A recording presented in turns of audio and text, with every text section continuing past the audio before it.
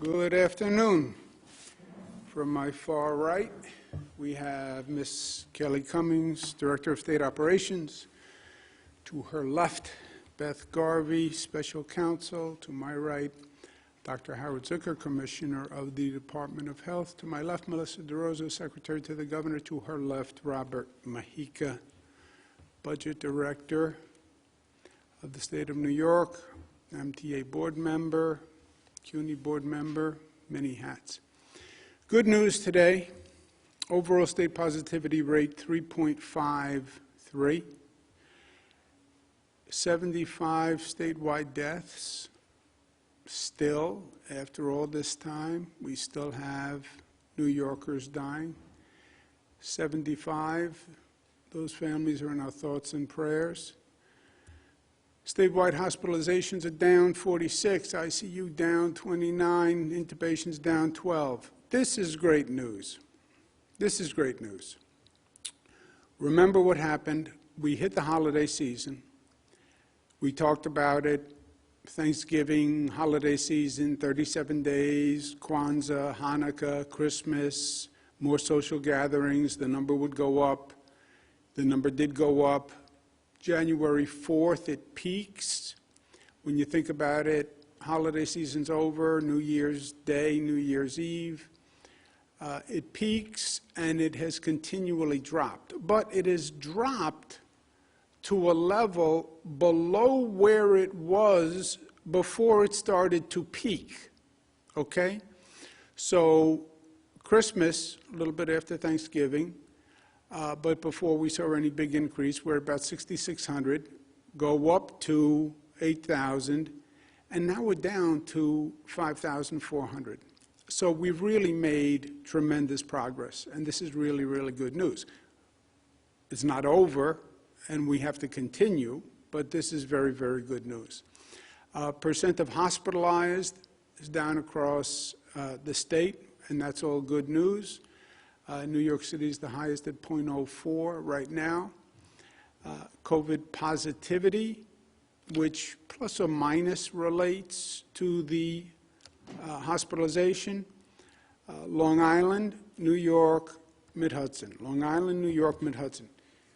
What people should get from these slides or these numbers, ask yourself, why is there such a variance within one state? Why is there such a variance in demographic areas that are basically very similar? Why is central New York, Mid-Hudson, why is Mid-Hudson 4 times higher than central New York, right? These areas, same state, same basic demographics. It is about behavior. It is about behavior. It's about what we do. You take Western New York, 1.9. Western New York, for weeks, was a trouble area. And now it's 1.9. Because the community changed. The community adapted. The community heard. And this is a function of personal behavior. And that's why you're seeing these variances across the state. You look at New York City, the Bronx is down where it was, but 5%. It's double Manhattan. Staten Island, which was an aberration, is now more in line. But Staten Island, Bronx, Queens are all about the same. It is about behavior. Vaccines, we have big news. Just under 5 million vaccines done overall. Really good news. We had a White House call yesterday. Johnson & Johnson vaccine has arrived in New York. This is, from a practical point of view, not a medical point of view, much easier than the Pfizer-Moderna vaccines. It's one shot. You don't have to come back for a second shot. You don't have to schedule a second shot. It doesn't take a second appointment. And there's no cold storage for the Johnson & Johnson. So it's a very big deal. We are expecting an initial tranche of about 164,000 doses, and I'll explain in a moment what I mean by first tranche. This first tranche, which is large, will be administered by radically ramping up the vaccination system. We had the Pfizer-Moderna. We were scaled to the Pfizer-Moderna. On top of that, the federal government then adds about 160,000 doses, which is a lot of doses for the state.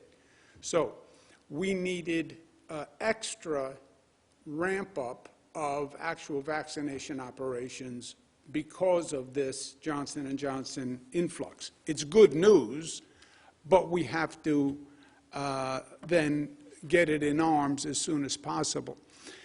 We've taken a number of measures, but among them, our mass vaccination sites, Yankee Stadium, Javits, State Fair, they're going to go to 24/7. I want to thank the staff very much that is willing to do that, because that is a big deal. And these are staff that are stretched to begin with. But they'll go to 24/7. You can make an appointment. That will only last for the duration of that initial first large tranche of Johnson & Johnson. After that first tranche of Johnson & Johnson, the production is actually going to slow and lag and then build back up again. So we have this one-time blip, one-time large tranche, good news, then it will slow, then it will ramp up again. But I'll ask Kelly Cummings, who's been doing a great job getting these mass vaccination sites to transfer to 24/7, and ask Kelly if she has any additional comment. Sure. Yankee Stadium will begin operations tomorrow night, Thursday night. The appointments open this morning. It will be operating with the Johnson & Johnson vaccine during the overnight hours, as the governor said, as the supply lasts. The Javits Center in New York City and the New York State Fairgrounds in Syracuse, they will begin operations on Friday night, and appointments will open tomorrow, Thursday, at 8 a.m. for those two sites. Thank you, Kelly. How many nights will these sites open 24 hours 7? We're not clear yet. It's going to depend on how many people come in for the vaccine. I know there's a pent-up demand. I believe people will show up in the middle of the night to get the vaccine. But we're talking several days to a week in that range. And then once we run out of the initial tranche of Johnson & Johnson, then it will basically scale back down. We're also using other mechanisms to get out the additional doses, pharmacies, FQHCs, local health departments, and hospitals. Because remember, on top of the Johnson & Johnson, we also have an increase in the Pfizer-Moderna vaccines. The Biden administration has increased the percentage of vaccines about 70% since they've taken office. It's really amazing what he has done. But again, the Johnson & Johnson increase is a one-time infusion, then a brief lag in production, then an increase. The overall picture is that President Biden says there'll be a vaccine supply for all Americans by the end of May. Now, it was the end of July. He's now moving it up to the end of May, and that is a very significant increase. Apparently, using the Defense Production Act, they have accelerated the production of the vaccine. And Johnson & Johnson and Merck have formed a partnership. So Merck is going to help produce a Johnson & Johnson vaccine.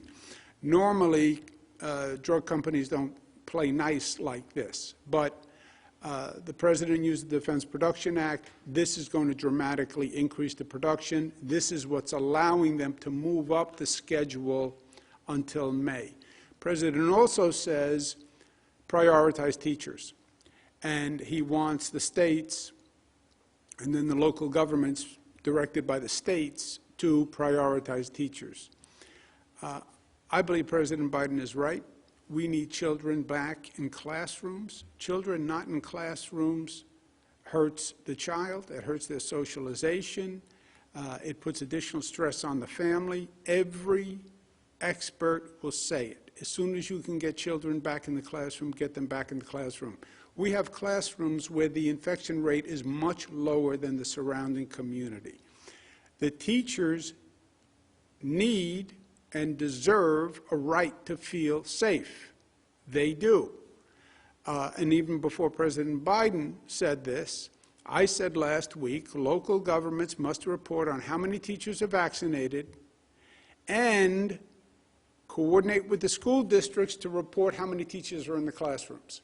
In other words, I believe a teacher could say, I want a vaccine before I go into the classroom. Okay, how many teachers have we vaccinated and how many are in classrooms? For cities, this information is easy to gather because the city is coterminous with the school district. Other areas, you'll have school districts overlapping counties, so they'll have to call the school districts and get the data. But this is President Biden's point. He wants a prioritization of vaccination for teachers because he wants teachers in the classroom. Now, you have a lot of prioritizations going on in this vaccination process. Nursing home residents were prioritized. Nursing home staff was prioritized. Hospital staff was prioritized. Police, teachers, school teachers. So we have a long priority list, but I think the President is right. This is about getting kids back into the classroom. Overall, COVID rates are down, as we just went through. Vaccine rates are up, so we continue the smart reopening, right? The graphic that nobody likes. What we have done, which has been very smart from day one, report, reopen based on science and data. I feel this, I feel that. Feelings are nice, facts are better. And we have been calibrating by the science and the data. On the COVID emergency powers, we've worked with the legislature. We have an agreement on a bill where the legislature can repeal any executive order that I issue with over 50%. Both houses, the COVID emergency powers continue past April 30th. When we first did this, we thought the pandemic would be over April 30th. This is a year ago. We said about a year. At that time, it was implausible to think it was going to go beyond a year. It's gone beyond a year, and it's not going to end by April 30th. So they're going to extend, the legislation extends the emergency power to the point where the federal government declares an end to the pandemic, which the federal government does. It controls funds, et cetera. We have more time in this situation, by and large. We'll give the legislature notice of any changes that we're making 5 days prior to effect. If it is an emergency change, as determined by the Department of Health, then it will be a shorter period of time. I don't remember exactly what it was. Do you remember what it was, Beth? Will give notice as soon as possible. Okay. And during the 5 days, there'll be legislative consultation on the change orders that we make during the 5 days. And again, whatever order I put in place, the legislature can repeal it in 24 hours or whenever they choose, and that's always been the way. Travel guidance, domestic travelers are no longer required to quarantine or test out within the 90 days of full vaccination. International travelers, you have to continue to follow the CDC quarantine guidelines. Gathering limits, we're going to change, and let me go to Rob, who's done a lot of work on this. So beginning March 22nd, for residential gatherings, the indoor limit remains the same. Outdoor limit goes from 10 to 25 outdoor, which is consistent with some of the states around us. The social gathering limit for public spaces on indoor events goes from 50 to 100, and then for outdoor events, it will go from 50 to 200. So all of those will still also require social distancing as well as mask requirements. And then beginning on April 2nd, we've started with opening large event spaces, which are 1,000 or more.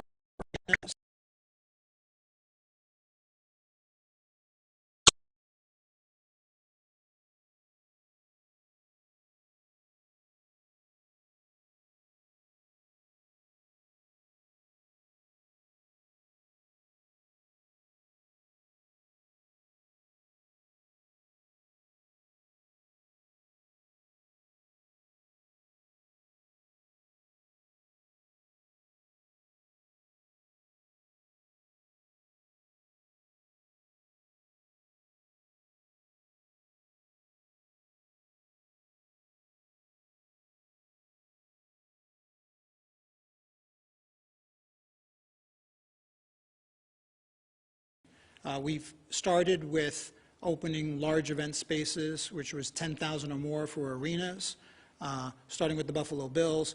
Subsequent to that, last night, the Rangers had a couple of thousand people at their game. Nets last Saturday also held a basketball game using those guidelines that we got from the Buffalo Bills. So following from that, for event spaces that are less than 10,000, those can begin reopening at 33% capacity with up to 100 people indoors and, again, 200 people outdoors. Again, there still will be guidance for social distancing and masks. If we want to go above those limits, you can go up to 150 people indoor with testing requirements for going from 100 to 150, and then for outdoor events, up to 500 people outdoors with testing. And again, social distancing and face covering will be required by all of the attendees. Rob, can you please mention the Empire Pass program? So on the Empire Pass program, so we have an app that we have been working with IBM. On that app, when you get tested, if with your consent, the results of that test will be ported automatically to the app, and then you can then show proof of a negative test upon entrance to any of these events that require testing. That app has been tested right now, both at Barclays and at Madison Square Garden, and those tests have been successful. So once we get the approvals, the app will be available for download on both platforms, on Google and Apple platforms, for people to download to their smartphones. And that will allow someone to show the result of their test, whether it be a PCR test, which will be valid for up to 72 hours, or a rapid test, which will be valid for 6 hours. In addition, though, if you don't want to use an app, you will be able to download a paper result of your test that you can then print out and use that to demonstrate your negative test. So again, this was all tested, started with the Bills games. It has been tested at 2 events recently. The most recent one as early as last night. And that will be available, and we'll start rolling that out, again, beginning within a week. And you can use that to go to some of these events when we want to get to the larger numbers, like I said, to go to 150 for indoor events or up to 500 people for outdoor events. Great. Thank you very much, Robert. Foundation to reopening. We talk a lot about reopening and the valves and getting the economy back. Foundation to reopening is public safety. People don't think of it that way. But a community is not going to thrive if people don't feel safe.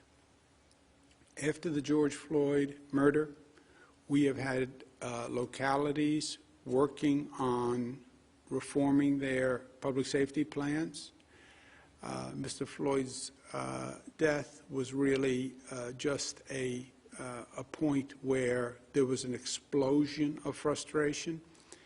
And we said to every local government, we're not telling you what to do, but if you have a public safety department, you have to put everyone at the table, have a collaborative, come up with a reformed public safety plan. Cities are doing fantastic work and creative work, but not all of them are doing it. If they don't do it and we get to the budget, then there are going to be significant sanctions on the city. Please, you have 29 days. I know it's a hard topic. I know people would rather stay away from it, but public safety is one of the top priorities for any mayor, for any county executive, any supervisor. Public safety is a top priority. Yes, it's hard. Yes, it's sticky. Yes, it's controversial, but it's also the job. The light at the end of the tunnel is in sight, but we can't stop driving now. We've had critical moments all through this period, but this is one of the most critical moments, in my opinion. We have a number of things going on. We have a massive ramp-up of the vaccine operation by May. When President Biden says, oh, by the way, I've found a way to produce millions more doses, that's great news. But now you have to ramp up a vaccination operation that goes from the end of July to May in a very large state, which is what New York is. That's a challenge. The variants are still here. Don't think that there isn't an ever-present danger. And these variants are not just here. The variants are created all the time. The virus mutates all the time. And it's very possible that there's a mutation to the virus that is going to require a different type of booster shot. That's why this is so important to get all those vaccines done now, because the vaccines can protect you from the variant. But that is a lingering danger we're dealing with. And then you have the New York recovery, rebuilding, and finances. You know, when you deal with a storm, the first step is the emergency response to the storm. There's a hurricane. Keep everybody safe. Get people in out of the cold. Second step is the water recedes, and now you see the damage that you have to rebuild. The damage to this state, to this city, is extraordinary. And we're going to have a lot of work to do. And this is all happening at the same time. Environmentally, we can't relax too soon. I get it. COVID fatigue. Everybody wants all restrictions gone. Everybody does. Yes, but you also have to be smart about the reopening. In my opinion, some states are going too far, too fast. And that is a danger because COVID is still a risk. And you relax those restrictions too far, you will see the beast rise up again. Smart, New York tough, smart, united, disciplined, loving. Let me make an unrelated announcement, if I can. I want to address the recent allegations that have been made against me. As you probably know, the Attorney General is doing an independent review, and I will fully cooperate with that review. Now, the lawyers say I shouldn't say anything when you have a pending review until that review is over. I understand that.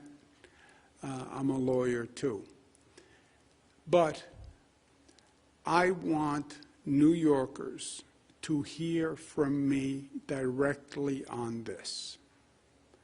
First, I fully support a woman's right to come forward. and I think it should be encouraged in every way. I now understand that I acted in a way that made people feel uncomfortable. It was unintentional, and I truly and deeply apologize for it. I feel awful about it, and frankly, I am embarrassed by it.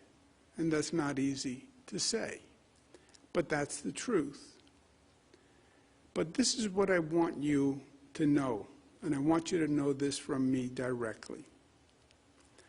I never touched anyone inappropriately.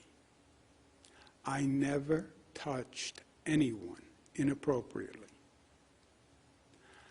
I never knew at the time that I was making anyone feel uncomfortable. I never knew at the time I was making anyone feel uncomfortable.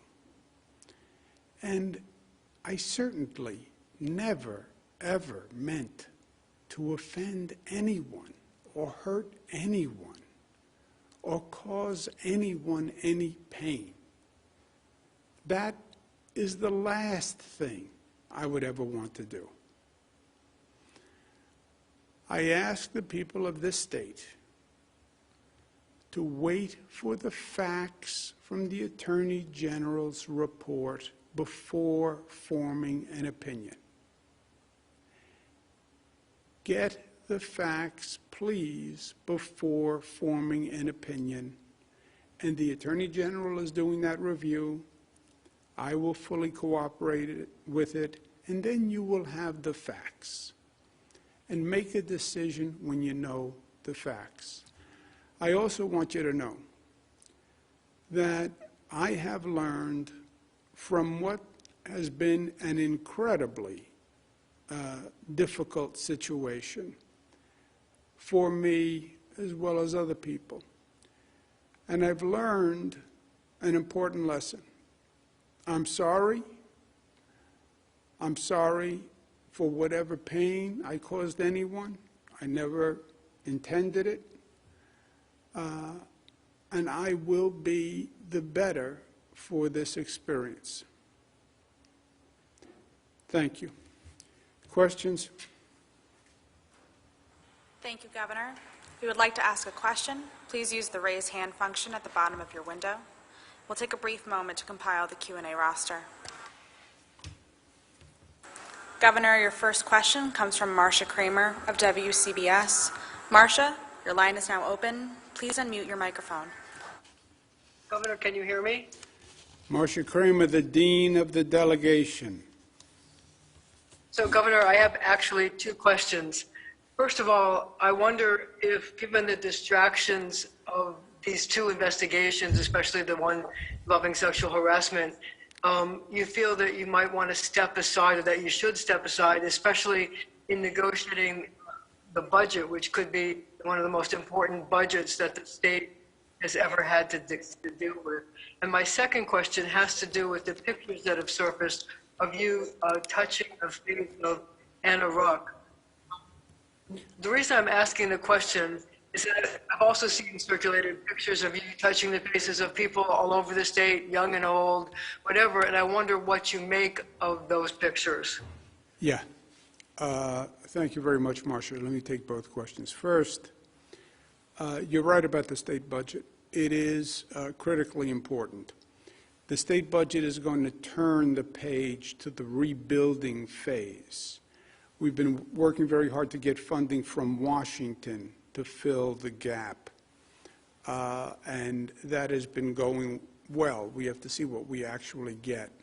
But we then have tremendous financial needs on top of that. People have to pay their rent, they need food, et cetera. You also have New York City, which is in a very precarious situation. It's teetering, to use a word. Crime is way up. Homelessness is way up. Many people have left New York City. Hamptons, Mid-Hudson Valley, other states. We have to get New York City functional again and safe again and viable again, and we have to do that quickly. We have a new mayor that's going to be selected basically in June, I guess. Something could happen in November, but basically in June. And that work has to start right away. So yes, the budget is very important. Having said Should that, you step aside, though, and let somebody else handle it? yeah, having said that, I'm going to cooperate with the Attorney General's investigation and do the budget. Remember, we did a budget last year in the spring in the heat of COVID, where it was the most intense period of my life, of this government's life, of this state's life. And we did both, and we'll do both here. On the pictures, Marcia, I understand the opinion of and feelings of Ms. Ruhr. And you are right. You can find hundreds of pictures of me making the same gesture with hundreds of people, women, men, children, etc. You can go find hundreds of pictures of me kissing people, men, women. It is my usual and customary way of greeting. You know that because you've watched me for, let's just say, more years than we care to remember. By the way, it was my father's way of greeting people. You're the governor of the state. You want people to feel comfortable. You want to reach out to them. I do it. I kiss and hug legislators. I was at an event in Queens the other day. Hugged the pastors and the assembly members who were there. So that is my way to do that. However, what I also understand is it doesn't matter. It doesn't matter my intent. What it matters is if anybody was offended by it. And I could intend no offense, but if they were offended by it, then it was wrong. And if they were offended by it, I apologize. And if they were hurt by it, I apologize. And if they felt pain from it, I apologize. I apologize. I did not intend it. I didn't mean it that way. But if that's how they felt, that's all that matters, and I apologize. Next question, operator. Governor, your next question comes from Dave Evans from WABC. Dave, your line is now open. Please unmute your microphone. Hey, can you hear me okay? Yeah, Dave. Governor, I just wanted to ask you, with all these calls in the last couple of days calling for your resignation from some Democrats, certainly not all Democrats, but some Democrats, is today, since you've been gone for about a week, is this your way of saying, I'm certainly not resigning? Yeah. Dave, look, some politicians will always play politics, right? That's the nature of the beast. I don't think today is a day for politics. I wasn't elected by politicians. I was elected by the people of the state of New York. I'm not going to resign. I work for the people of the state of New York. They elected me, and I'm going to serve the people of the state of New York. And by the way, we have a full plate. We have COVID. We have recovery. We have rebuilding. We have a teetering New York City. We have a terrible financial picture. We have to do vaccines. So no. I'm going to do the job the people of the state elected me to do. Next question, operator. Governor, your next question comes from Andrew Siff of WNBC. Andrew, your line is now open. Please unmute your microphone. Governor, good afternoon. Two questions. The first is, given how contrite you've been today, why did it take a week for you to go before the cameras when people have noted your absence for so many days?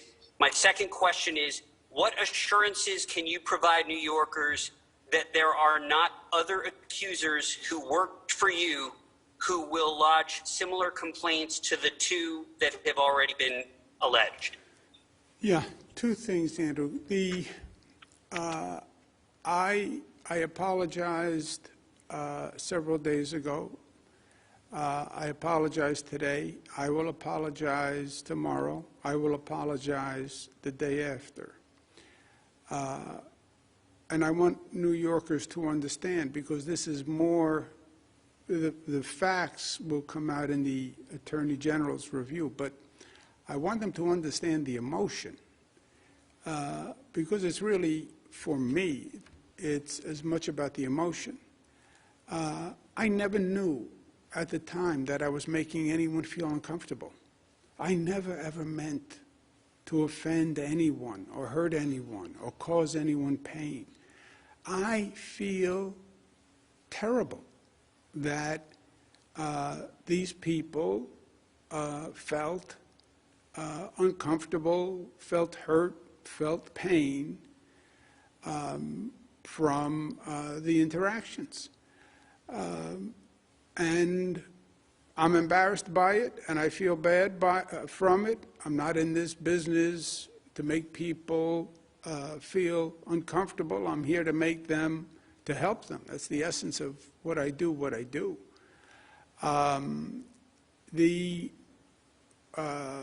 I do not believe I have ever done anything in my public career that I am ashamed of.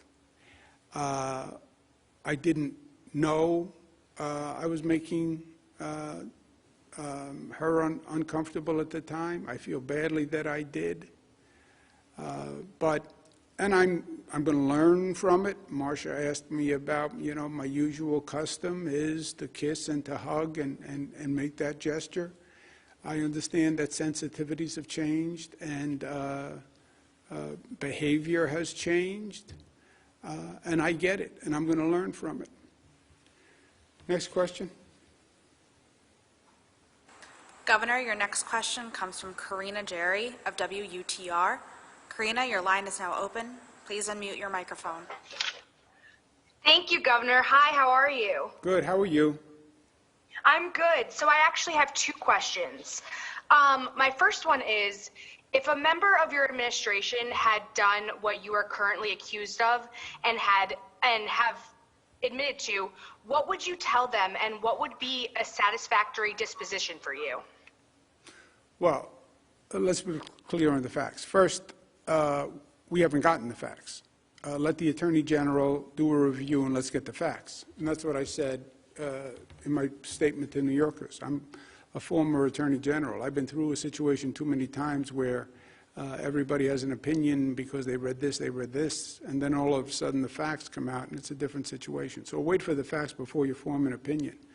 And as I said, my behavior here, I never touched anyone inappropriately. I never knew at the time that I was making anyone feel uncomfortable. And if I ever did make people feel uncomfortable, which I now understand that I have, I apologize for it. But then let the Attorney General's office actually review the facts. Next. Yes, thank you. Thank you. Okay. Thank you. Next question, operator. Governor, your next question comes from Jeff Kulikowski of WSYR. Jeff, your line is now open. Please unmute your microphone. Hi, Governor. I was curious, and I know you said and apologized several times this afternoon. Who were you apologizing to? I was apologizing to the young woman who worked here, who said that I made her feel uncomfortable, and in the workplace. Were you also speaking to New Yorkers, Governor? Oh, to New Yorkers, I am saying that I'm embarrassed by what happened. I wear a pin that says pride, integrity, performance. That's what it says on the pin. You can't read it. Pride, integrity, performance. So I'm embarrassed that someone felt that way in my administration. I'm embarrassed and hurt, and I apologize that somebody who interacted with me felt that way. Again, I didn't know at the time I was making her feel uncomfortable. I never meant to, but that doesn't matter. If a person feels uncomfortable, if a person feels pain, if a person is offended, I feel very badly about that, and I apologize for it. There's no but, you know. I'm sorry. Let's take one more question, operator. Governor, your next question comes from Jennifer Lukey of WHEC.